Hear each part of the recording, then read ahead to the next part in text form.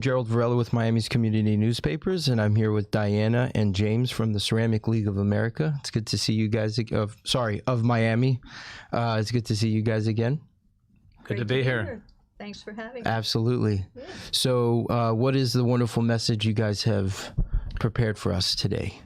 Well, we have several things happening this month and into next month, but the first thing we wanted to talk about was our Makers Market that's happening tomorrow at the Ceramic League of Miami. We're celebrating Hispanic Heritage Month, and we're having one of our regularly scheduled Makers Markets. So we hope everybody comes out and sees not only pottery and pottery demonstrations, but the wood turners will be there. We'll have some jewelry makers. So it'll just be a fun day from 10 to 3 at the Ceramic League of making and showing people how we do what we do. And there's going to be, from the library, there's going to be the Makers van, right? And the Makers unit from the public library system is going to be there. I believe they're bringing a 3D printer of some kind. So they always bring some great technology when they come, and they show us how we can use it, in pottery, and how people can just use it in general. So it's a great opportunity to see what they're doing as well. And I bet it's popular with the kids. They get to see the printer do its thing. Yeah, I mean, the kids love it, and actually, it's great for the kids, but it has also taken people from just being a fabric artist to being a maker and selling and participating in events like ours. So it's a real economic driver, if you will, for the arts community to have that resource. Yeah, and we were talking about it a little before we started streaming, but we definitely live in a world where goods and services really help out in helping you pay your bills and stuff alongside your job. Right. So it's amazing that we can give this knowledge out to people and really push it forward. Yeah. And all they have to do is commit some time. Yeah. You know, it's terrific. Yeah.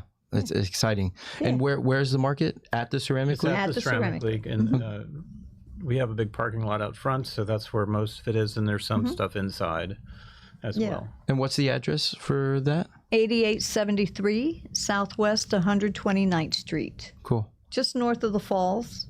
Awesome. You heard it here, folks. Industrial area. Yeah. Cool. Make sure to show up. Yeah. Cool. And then we also have something else to talk about as well. Yeah, there was an article in your community news. Yes. We're covering some of the events that are coming up for us at the league. Yes, and it's all in the. Here it is, right here.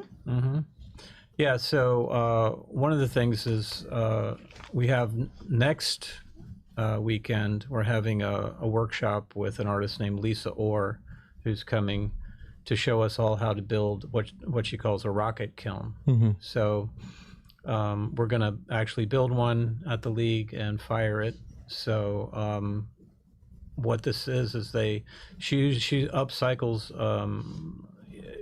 used or old materials, like an old kiln body from an electric kiln that's no longer in use, and you strip out the elements, and then you use some bricks, you set it up with a special configuration of the firebox, and then you with the lid and sort of a makeshift chimney that's on it, and you can fire this with just small sticks of wood up to 2350 degrees in about 4 hours.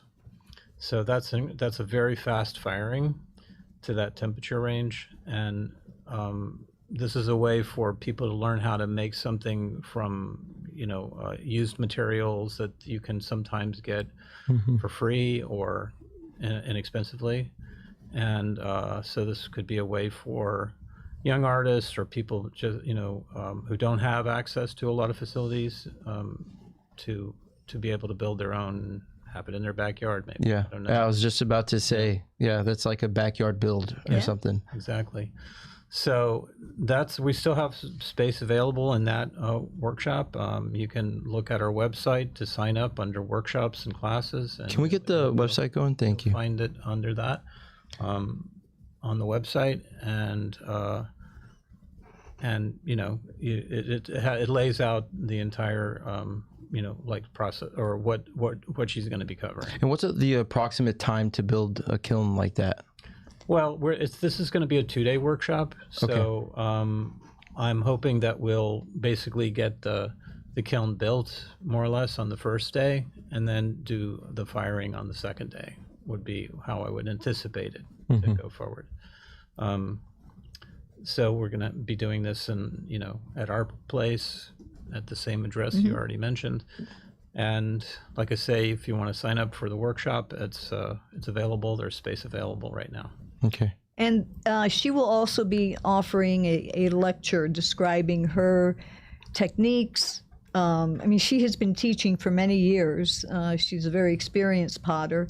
So she'll be going through her process and how she came to the rocket kiln idea. So it'll be interesting, and that's free of charge to the public. That's going to happen on Saturday night at the League at 7 p.m. At 7 p.m. So, and she'll probably be showing some of her own work that she does. Her work is very unique. And does she work exclusively with rocket kilns? No. She a lot of her own work is more low fire, and it has very brightly glazed work. She was actually like a Rhodes Scholar. She went to Europe and studied ceramics over there and these sort of village potteries, and she's done a lot of work in Mexico as well. She lived in Austin for many years, and she recently moved to Massachusetts, but she has a place there now. Wow, that's fantastic. Yeah. I bet you pick up a lot of knowledge meeting with different makers out there in the world. Yeah. So she's amazing, and well worth coming to see, and worth participating in this workshop, in my opinion. So it's safe to say that if you have any interest in ceramics, you got to go to that one. Yeah, I would say so. Okay. Yeah. At least come for the lecture, and you can see the league, meet her, and see that pick kiln. up something new, and see the kiln. Yeah. Because Saturday night it will probably be at least visible. It'll be visible. I'm sure it'll be. Right. People could go in the back and see it after the lecture. Right. We can put some lights out there. It's a little dark in the back. Yeah. But we just after that, we're going to be having all this month. Right now, we've had this fundraiser idea we had been planning for some time over the last year to have for Potters for Peace. That does they create these water filters for in different places around the world. They go and teach people how to make these water filters, ceramic water filters, and so they can have potable water and clean water. So part of our fundraiser for that is we had a workshop and had members and non-members to participate in the workshop, and created these sort of water containers that we're auctioning off at the end of the month. And it's actually, the auction's going to actually be on November 3rd at 2 p.m. at Books and Books in Coral Gables. So and in addition to the auction, Rachel Silverstein from Miami Waterkeepers will be there doing a little chat about our own water issues here in South Florida. So we're all looking forward to that, and the funds raised from that will go to Potters for Peace for their efforts to try to go around the world and teach people how to make these ceramic water filters. Yeah, last time I talked to you guys, I remember we talked about that in particular. And I think the most amazing thing, and I said it then and I'll say it again, is the fact that something on the surface that seems so maybe like a hobby or whatever, is you can actually take that and give people drinking water. And even in America, we still have water issues, which is crazy to think about. But true. Yeah. But it's very true. And the fact that we have such an amazing community of makers that are willing to give people those tools to craft those things is just, it's fantastic. Yeah. Right now, the all those pieces that are going to be auctioned off are on view at the United Community Bank in South Miami on Sunset Drive in their Wirtz Gallery. So they're up for this entire month of October. So if anybody wants to go by and check it out, it has more info in the exhibition about Potters for Peace and what they do. So if you're in that neighborhood, you can always just go by and check it out. Cool. And if they fall in love with a piece, they can, Pick it up. They can go to the auction on it. November 3rd and put in a bid anyway. Are you guys bidding? Hopefully. I'm sure. Yeah. So, I'll probably bid on something. Yeah. Yeah, there's one I'm still thinking about that I saw when I went to the opening. So there's a couple of ones that are very turned out really well. Really nice. And, I mean, they're all nice, but there's a couple of ones that are more outstanding, I would say. That's amazing. Yeah. That's cool. So good. So. And then we're having, since we've been, I guess maybe since the last time we were here, we've had the incredible impact of Hurricanes Helene and Milton, and the impact on the pottery community is insurmountable at this point. I mean, we've had some of our own, suppliers for different tools have just been wiped out. I mean, the building was, their before and after photo was, here's our building the day before the hurricane, and here's the building gone, basically. Yeah. So here in Florida, we get clay basically from, we get it from many places, but one of the places is High Water up in Asheville. They had a 5-story building, and the water made it up to the 4th story of the building. Yeah, they're right on the river. They're in the River Arts District. Yeah, I saw, I have a lot of family and friends in North Carolina, and so on my Facebook feed, I saw it happening. Yeah. And it's devastating, the amount of damage that happened over there. Right. Well, I mean, there are a lot of not only potters but other craftspeople that were affected, especially in that Asheville area. Yeah, it's big. Right near there is Penland School of Crafts, which is they were impacted by it. All of the craftspeople that live around that school, that place is a hub for craft arts. Right. Blacksmithing, weaving, paper making. I mean, you can just, if you can make it, they do it there. Yeah. And so we wanted to try to do some fundraising for the victims of the hurricanes, not only in North Carolina but also here in Florida, and wherever people were really impacted by it. That Storm Helene went through, and Georgia and South Carolina, wherever. So, and a lot of our friends are also on the west coast of Florida that was hit by both storms. So yeah, one after another. And there's a big crafts community over there in the Tampa, Sarasota area. That's also for Florida. It's one of the major places for craft arts, actually. So, so we want to make sure that we're going to give whatever money is raised to an organization that can really touch all these people or help all these people. And it's not just like one or the other. We're talking about it's going to help victims of both hurricanes. Yeah. Correct. Yeah. Fantastic. We've selected SURF, which is an organization. Can we get SURF up on the? Thank you. Which is a crafts emergency relief fund. And the beauty of it is, as James was talking about it, it'll help potters, but it's not just pottery. It's makers and crafters in general. And their organization has been in place for about 30 years, and they know what they're doing. It's a very safe organization to give to, well vetted, very well known in the craft community.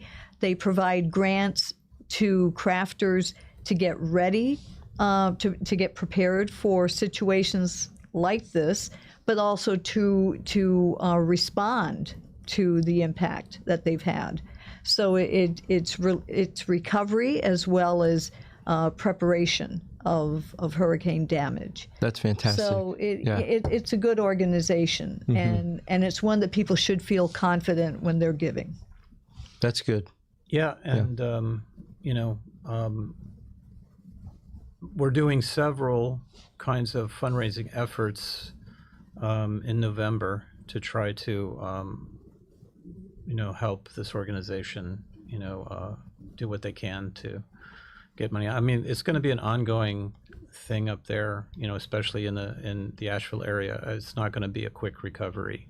Yeah, definitely not. I see the rivers the whole house is consumed. Yeah. Done. Yeah. Gone. I mean, it's just... And, they still are struggling with just getting water back. Right. Their water systems aren't up. A lot of people have just had to leave because there's no water. There's nothing to do, yeah.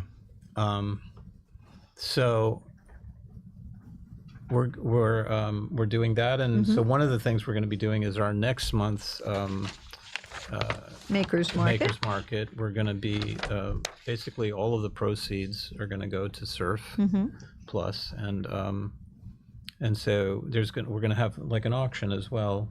We're having a silent auction where we have certain pieces in our gallery that is open, will be open this weekend for the Makers Market, but some of those pieces were donated by very skilled high-end artists, and those will be put out for auction. Trader Joe's has offered us a bag of autumnal foods for auctioning. They're such a good company. Yeah, we're trying to reach out into the community. Yeah. So we're going to have a silent auction. We will have our regular sales that we normally have at our Makers Market, and all the sales that we have at Pinecrest Gardens for the month of November. We go every Sunday. Whatever we sell on behalf of the Ceramic League, all of those funds will be put together and donated to Surf. But the culmination of that fundraising is November 30th, which is the Saturday after Thanksgiving. And this is all month long? This is all month long. Okay. During the Sundays, the 4 Sundays at Pinecrest, plus November 30th, which is the last day of the month, the Saturday for the Makers Market, that kind of brings all our efforts together to raise the money. Yeah, to culminate in whatever money we can raise to benefit Surf and the victims of the hurricanes. Right. Amazing. As part of researching, getting the market together, I've reached out to some of the centers that James was talking about in St. Petersburg, and we know that our clay supplier, which is in Clearwater, is shut down until further notice. They're in the process, like in the next couple of days, of cleaning up because they did get water damage. They're not that far from the causeway. But I did speak with the Clay Center in St. Petersburg, and they were lucky. They got some water, but they were able to survive Milton. And they're going to help us publicize the event. I hadn't even told James, but they're going to help us publicize the event because, we're trying to do good, not only for the potters and crafters in Florida, but throughout the Southeast, throughout the country.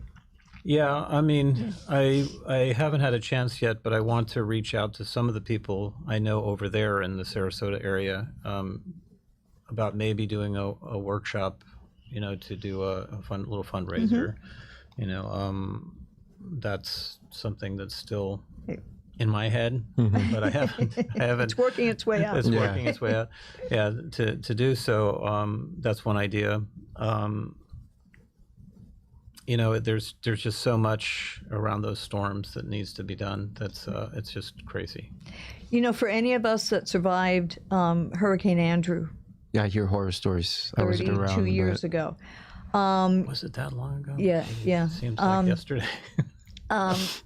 You learn, first of all, it's not just there's no immediate recovery. Every day is a new challenge and a new lesson. And then as you look back year by year, communities change and you have to adapt. And so, we're doing this now in November, for the immediate need. But as time passes, there are other opportunities that we can engage in fundraising because the need is going to continue. Always. You know, There's always a need. right. And this is our way of giving back. You know, we got a lot of support during Hurricane Andrew. And now, you know, we were lucky that we were spared these hurricanes. And now is our chance to give back. So that's why the theme of the market. Maybe, Diana, you want to show some of the things that you had That'd be made, fantastic. Yeah. Here? And Well, I mean, other than, as many of you know, I try to make while I'm here just because idle hands. Yes. But these are some of the pieces I have made. Little Halloween tea light cover. This is a high fire 3-footed mug. This is fired to 2,350 degrees. This came out of the kiln last night. It looks hot. In fact. But you made some of these things right here. Some of Yes. them. Right? This I made right here. The cat I made here. This. Oops, I'm pointing in the wrong direction. This I made Just here, beautiful. which is a trinket dish. This black clay and blue glaze bowl I made here. I think the incense burner that looks like a little chimenea that's in the front I made here. You made the plate in front with the pumpkin, and right? the pumpkin plate. Yeah. Wow, James, I think you got to bring some of your stuff over. Diana's. Well, I was going to tell him, but I forgot. I was called. Well, I'm doing a firing. Actually, I'm going to be loading a kiln today and firing. So maybe next time Next have episode something will. to bring. Yeah. Good. Yeah. Yeah. Well, since I couldn't make, I figured I'd show what's been made. So. And everything is gorgeous. Well, you're too by the way. kind. And all of these things are available on Sundays at Pinecrest Gardens and our makers markets. Amazing. You know, we have many talented potters that do similar and far better things. So, you know. So before we sign off today, is there anything you guys would like to add about anything we talked about? We also have we didn't mention, but we do have our new school session starting in about 2 weeks. October 28th, we have the new session. Classes are open. You can sign up now. So please go online to our class tab and you can sign up for classes. You know, we're always trying to get the word out, and the support that you all are giving us has been very, very helpful. With the newspaper articles, we're going to have we're going to be on your monthly newsletter on the Yes, website. that is correct. So Yes. we will have monthly updates on what we're doing on the website, starting in November, I hope. We'll get that organized. And that'll be a great way for us to get the word out, because getting the word out is the greatest challenge to all our organizations that are in this business and serving the public. So we're very thankful for that. And I really hope that people watching this specific episode can really see that you guys are concerned about what's going on here, obviously, but you're also concerned about what's going on with different crafters and different makers. Of course. Yeah. And I think that's impacts very all of us. inspiring. Yes. It truly is a nationwide community, and it impacts us all. All right. So one other thing we wanted to mention is Give Miami Day is coming up, and we have our page. The Ceramic League of Miami's page is up on their site for Give Miami Day. We're doing a bigger effort this year with our members to try to create what we're calling champions for us at the league to join and become a champion for the Ceramic League of Miami to help raise funds. And that's like a sponsored title? Is that? It's just anybody can become a sponsor if if they like the Ceramic League and they want to help us raise money for it. They can have a page similar, but they could have their own sort of little page that they're going to go to their friends and their neighbors to try to reach out to them to give money on that time frame for the Ceramic League. And I think we have the website up right now. So our viewers, you guys can clearly see an impact that you can make with the Ceramic League. Yeah, I think it's going to be a special effort this year to try to really make some inroads into our capital campaign so we can do upgrades to our building, perhaps get AC in there, things like that. So it's an important year for us. Yep. Awesome. Well, I look forward to seeing what comes from it. Okay, thank you so much. Absolutely. It will be fun. Okay. So Thank you. Yeah, I'm Gerald Varela with Ceramic League of Miami. It's always a pleasure to see you guys. Thank you for watching, and I hope that you guys can consider helping them with their